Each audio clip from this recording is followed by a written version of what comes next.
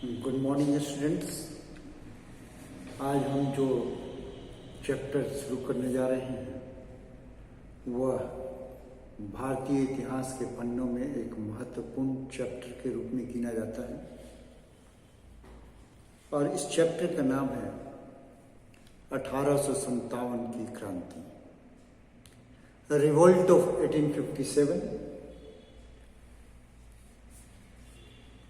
इसके पहले चरण में हम 1857 की क्रांति की जो कारण है यानी विभिन्न कारणों के बारे में हम आज पढ़ेंगे।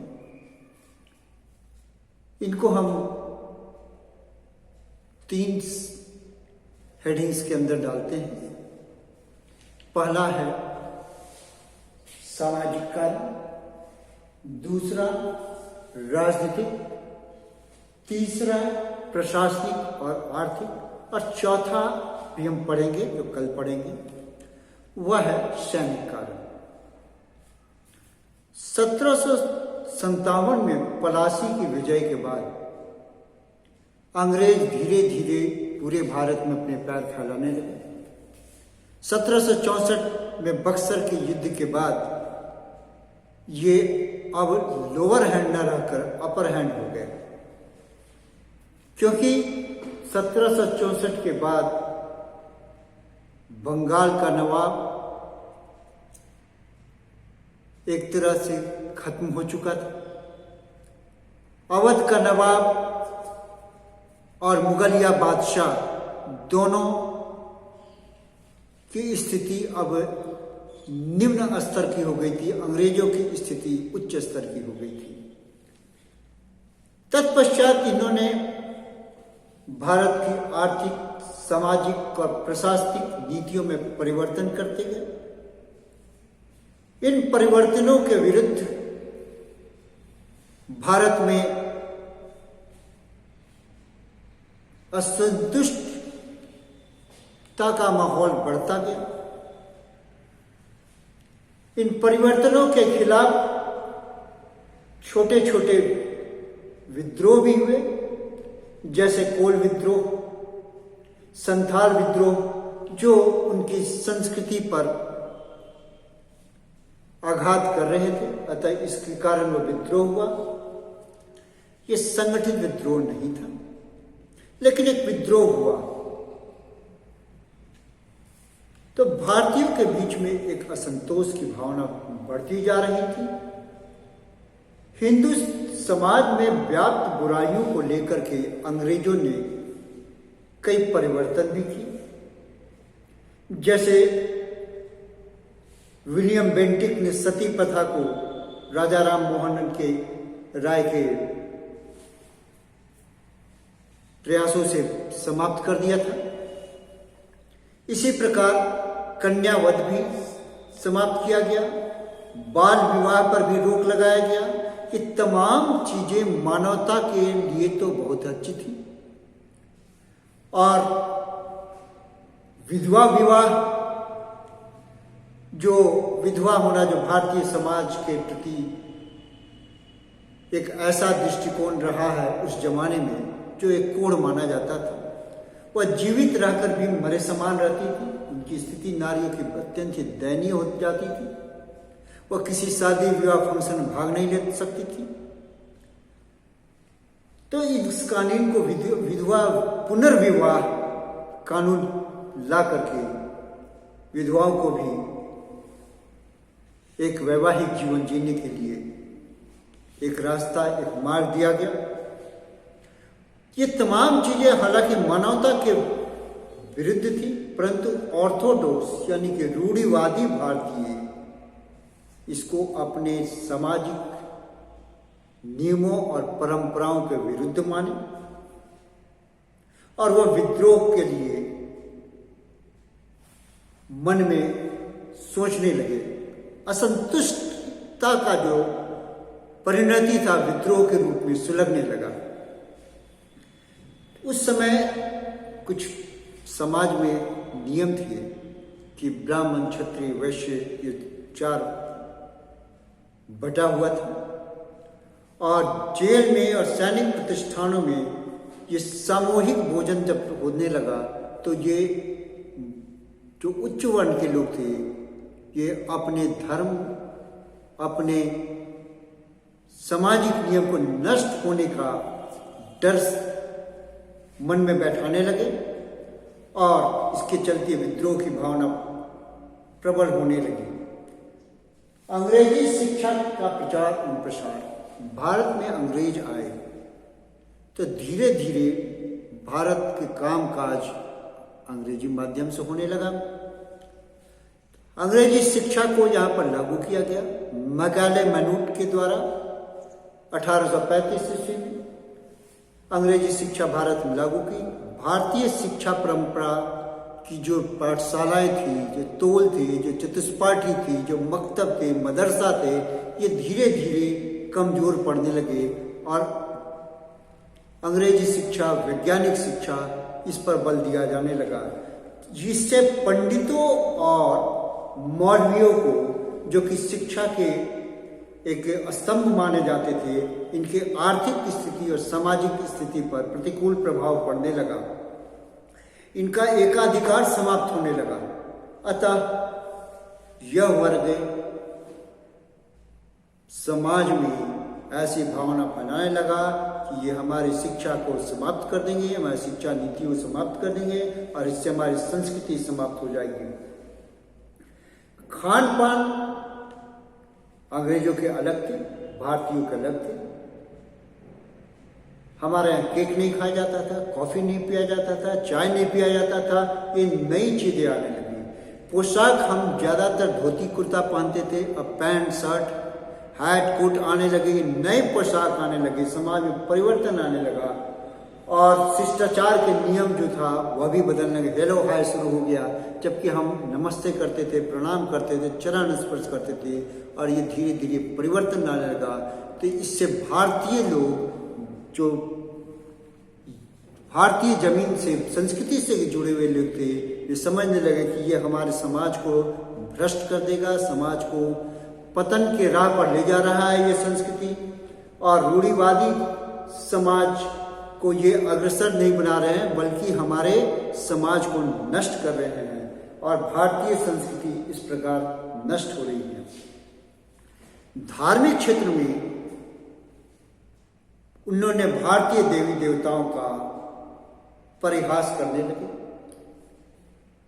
वो कहने लगे भारत में तो अनेक देवी देवता हैं, हजारों हजार, हर गांव के अपने देवता, एक ही धर्म में कई देवता। कोई इतना ही नहीं कि कहीं देवताओं के 4 हाथ दिखाए जा रहे हैं, कहीं मनुष्य और पशु का संगम दिखाया जा रहा है। जैसे हम देखते हैं कि नरसिंह देवता, इसी प्रकार देवताओं को कहीं कहने लगे, जैसे बजरंगबली की मूर्ति है तो बोला कि कहीं बंदर भी कहीं देवता होते हैं क्या, कहीं हाथी यानी गणेश का जो मुंह था हाथी का, ऐसे भी कहीं देवता होता, और इसका वो उपहास उड़ाते थे। तो इससे भारतीय लोगों को इससे कठोर आघात पहुंचा था। उनका मुख्य उद्देश्य था कि इन देवताओं का उपहास करके, इसका परिहास उड़ाकर, इनको नीचा दिखा करके ईसाई धर्म का प्रचार और प्रसार किया जाए।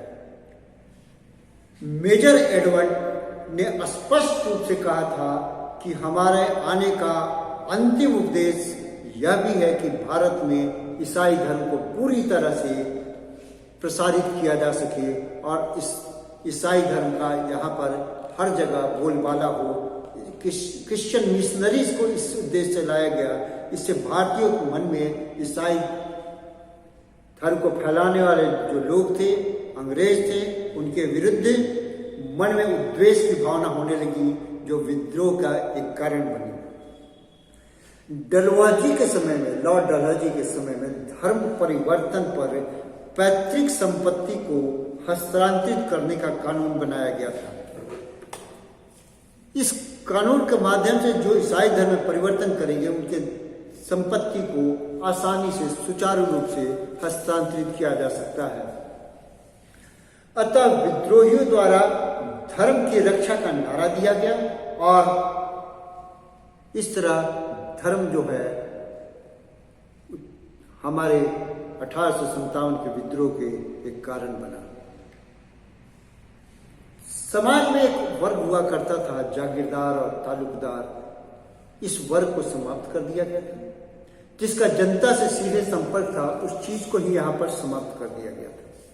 इससे यह वर्ग जो जन सम्मान पर अपनी पकड़ रखता था, वह अभी अपने रोजी रोटी जाने से, अपने समाज में मान सम्मान जाने से विद्रोह हो गया और सीधे जनता को अंग्रेजों के विरुद्ध भड़काने लगा और यह विद्रोह का कारण बना। राजनीतिक दृष्टिकोण से, जैसा कि अभी मैंने कहा कि अंग्रेजों की नीतियां साम्राज्यवादी नीति थी।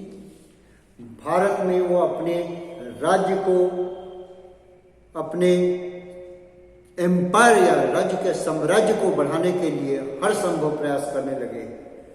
इससे न सिर्फ शासक वर्ग में बल्कि शासित लोगों दोनों में अंग्रेजों के विरुद्ध विद्रोह की भावना बढ़ने लगी और ये अंग्रेज हर तरह के माध्यम अपनाए, जैसे युद्ध से, छल कपट से,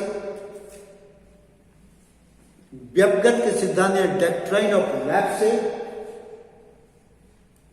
कुशासन का आरोप लगा करके और मुगल बादशाह के उसके उपाधि और बादशाहत खत्म करने, जो हम एक एक करके देखेंगे। छल कपट और युद्ध कूटनीति का सहारा लिया और अपनी सार्वभौम सत्ता का शिकार करने के लिए बाध्य किया। पंजाब, पीहू और सिक्किम को उन्होंने विजय अभियानों के द्वारा जीत लिया। इसी प्रकार सिंध को भी जीत लिया गया था। सतारा में, जो महाराष्ट्र में शिवाजी के वंशज की जो आखिरी पीढ़ी थी, उसके शासक को, इनको पुत्र नहीं था, सबसे पहले उन्हें यह कहकर हटा दिया गया कि उनके रगों में उस वंश के लहू का संचार नहीं होता है। और फिर उसने कानून बनाया कि जिनकी रगों में उस वंश के शासकों के लहू का संचार नहीं होता है, उनको सत्ता नहीं दी जा सकती है और यह सत्ता और यह राज्य अंग्रेजी शासन में मिला लिया गया। इत्तफाकन उस वक्त कई ऐसे राज्य थे जिनके अपने खुद के वंशज नहीं थे, बल्कि गोद लिए हुए थे। गोद लेने की परंपरा हमारे यहाँ बहुत पुरानी रही है, प्राचीन काल से रही है। और जब गोद लेने के कानून को उसने अवैध घोषित कर दिया, तो उसने इस प्रकार झांसी, जयपुर, संबलपुर, बघाट, उदयपुर, नागपुर जैसे तमाम राज्यों को एक ही नियम बना करके डॉक्ट्राइन ऑफ लैप्स, व्यक्तिगत का सिद्धांत डलहौजी ने बनाकर 1856 ईस्वी में इस सिद्धांत के अंतर्गत इन तमाम राज्यों को अपने राज्य में मिला लिया। अगला उसी ने 1856 ईस्वी में ही अवध जो लखनऊ फैजाबाद का क्षेत्र था, इस क्षेत्र पर नवाब पर वाजिद अली शाह पर एक आरोप लगाया।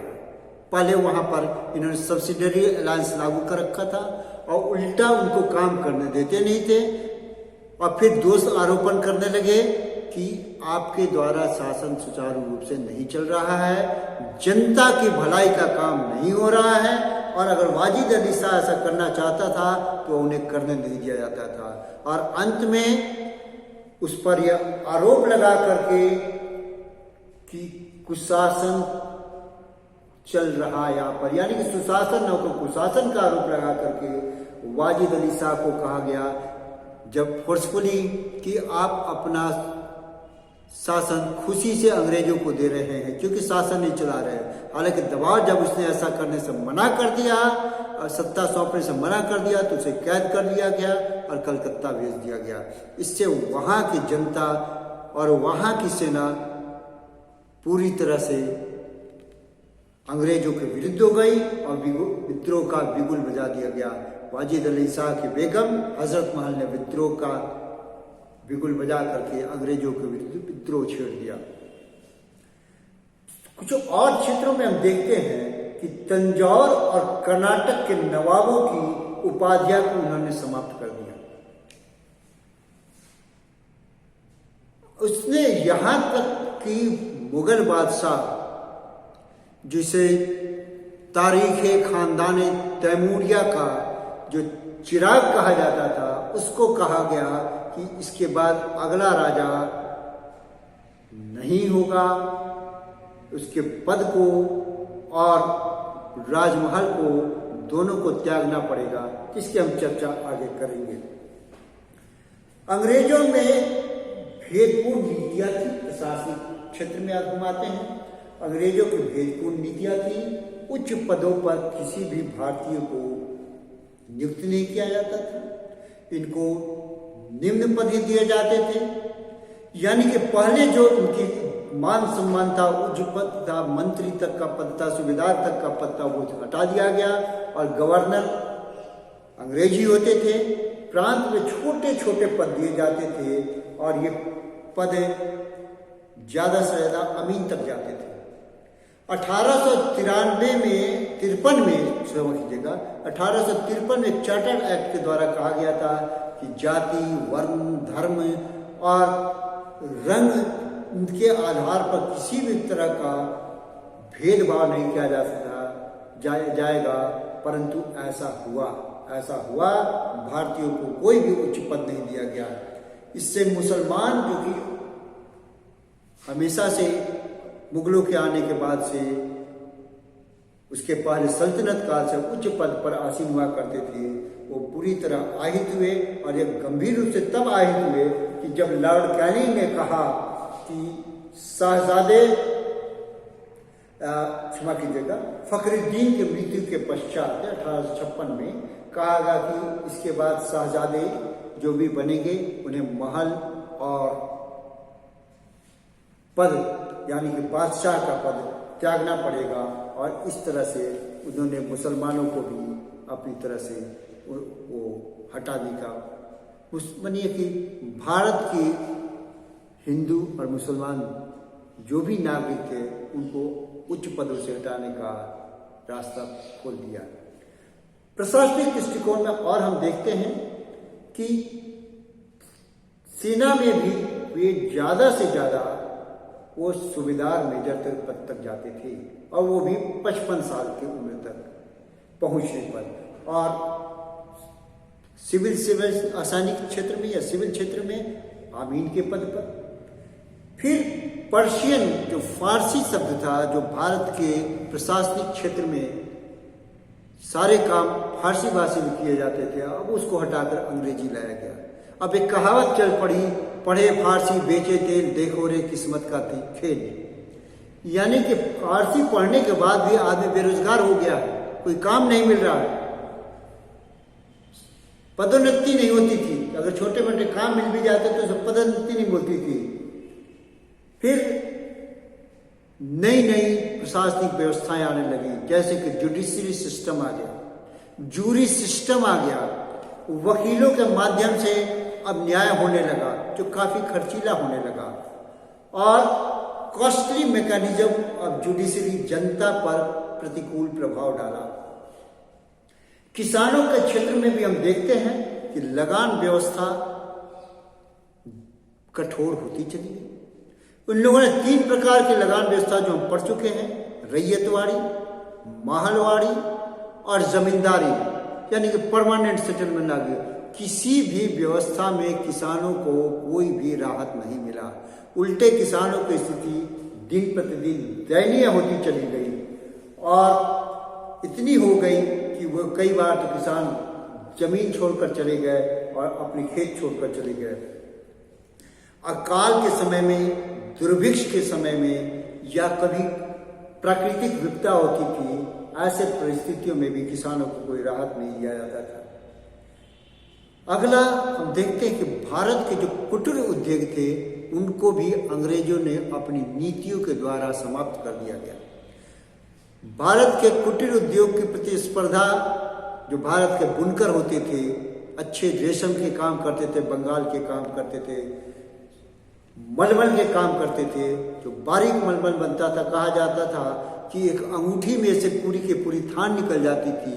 अब इसकी प्रतिस्पर्धा इंग्लैंड से होने लगी तो उन्होंने भारतीय उद्योग को समाप्त करने का भरसक प्रयास किया, वहां तक कि उनके हाथ तक काट लिए गए और कि ताकि वो उतना अच्छा मलमल न बना सके, और इस पर काफी टैक्स ला दिया गया। और इनके प्रतिस्पर्धा के लिए, और जिसकी प्रतिस्पर्धा मैनचेस्टर और इंग्लैंड के लैंकाशायर के मिलों के कपड़ों के क्षेत्र में या अन्य कई क्षेत्रों में होते थे, उनके बचाने के लिए यहाँ पर पूरी तरह से टैक्स लागू कर दिया गया और उनको पूरा राहत दिया गया। यहाँ से कच्चे माल ले जाया जाता था और वहाँ जो पूरा तरह से तैयार माल होता उन्हें लाते थे। लोहा ले गए तो रेल का इंजन बनाने लगे, सूत ले गए तो कपड़ा बना के लाने लगे, ऐसे चमड़ा ले गए तो जूते बना करके लाने लगे। इस तरह से भारतीय व्यापार को उन्होंने पूरी तरह समाप्त कर दिया। परिणाम स्वरूप आम जनता के मन में अंग्रेजों के प्रति नफरत, घृणा की भावना फैल गई और विद्रोह की जो ज्वाला थी वह काफी तेजी से सुलगने लगी और असंतोष की इस भावनाओं को धीरे धीरे हम देखते हैं कि 1857 के विद्रोह के लिए एक बहुत बड़ा कारण माना गया। आज इतना ही, अगले क्लास में हम सैनिक कारण को पढ़ेंगे। धन्यवाद।